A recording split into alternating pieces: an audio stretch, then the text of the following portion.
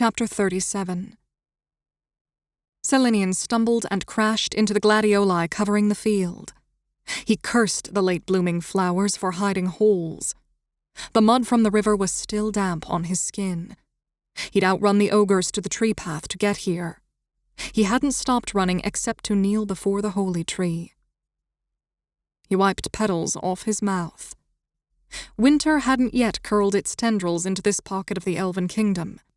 The season was always late in Eloan, and spring was always early. He picked himself back up and charged the castle at the top of the hill. Unlike the elegance of Riverfall or the glorious spires of Long-Range Palace, this castle looked squat and heavy. But they could defend this castle with its archery loops and murder holes. Moonrise Castle was built for war. He stared at the gladiola stems passing under his feet. The yellow, purple, pink, red, and white flowers grew up all the way to the castle walls.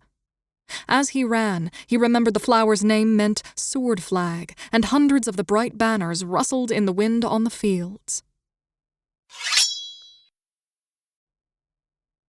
"Good, I think it is for the best," Farallon said. Caleb watched him in the mirror. He hadn't been listening.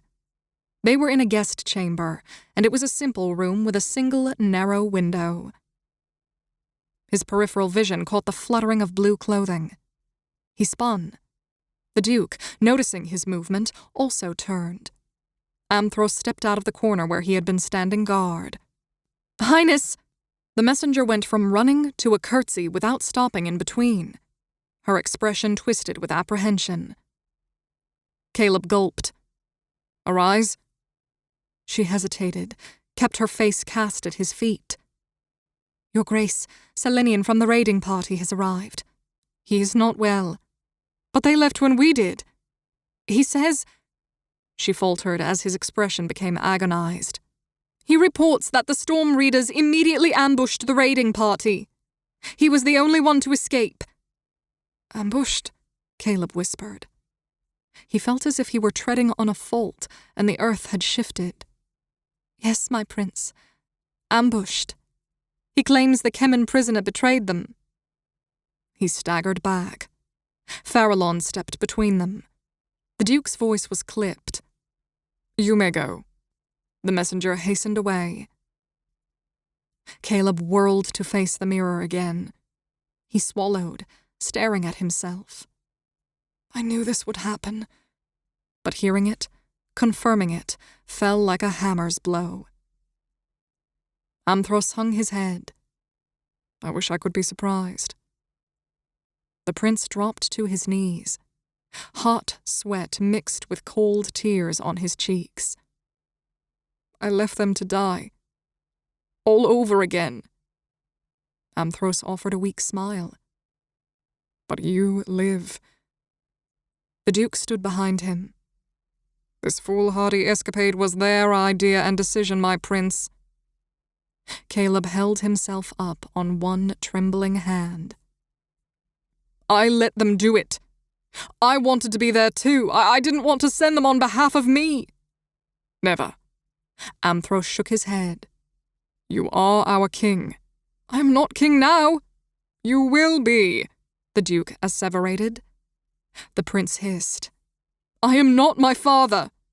"No, you are not," Farallon whispered. Caleb felt an abyss opening right underneath him. "He would know what to do." "I would never ask you to be him." The Duke's dark eyes flickered toward the mirror. "Nor ask you to be his reflection. You have your own wisdom and courage." He put a gentle hand on Caleb's shoulder. "That doesn't answer any of my challenges, my Lord Duke. Why do the people I care about keep dying?" Amthros folded his hands together. "Because our enemy is cruel." He glanced up at Farallon. "Especially when there is one we cannot trust." Caleb gazed into the mirror. He stared so long without blinking that his vision blurred and colored. The elves on the raid had volunteered when he announced the idea. Elves died. His friends, the only two he'd ever been able to be honest with. Gone. He grabbed his head. He allowed this. He allowed it. Immortals had died for him, and he had sent them to their deaths. His friends had died for him. So did his parents. He felt his body sinking into the floor, but he couldn't sink low enough. He didn't know what his father would do, and he had no idea what he should do. He gulped and told himself that Dare, Kelin, Jacob, and Finan were still alive. It didn't matter what he'd just thought. That was just panic. The Kemen took prisoners alive when there was information to gain. It was their pattern. But knowing he'd let his friends walk straight to the torturer's rack made his stomach twist. They knew the risks, and they'd volunteered. Would he ever see them again? Perhaps. The memories of the undead from the Riverfall Mountains danced in his mind's eye. He cursed his imagination, and then he cursed Kemen imagination, creating such evils. He stood and straightened his shirt and his hair in his reflection. But he didn't dry his tears. Wishing never accomplishes deeds, he thought, as he glanced back at his own face one more time. For an instant, he thought he saw his father. He turned toward the door. "Don't follow me." He stalked down the empty corridor, allowing his eyes to drift over the stone walls. Usually he walked softly, but this time he let his footsteps echo. At least he could hear himself coming while he wondered if his friends had heard the Kemen coming. I wish we didn't know who told the Kemen of the raid. Alsalon appeared around a corner like a ghost, carrying a gladiolus in his hand.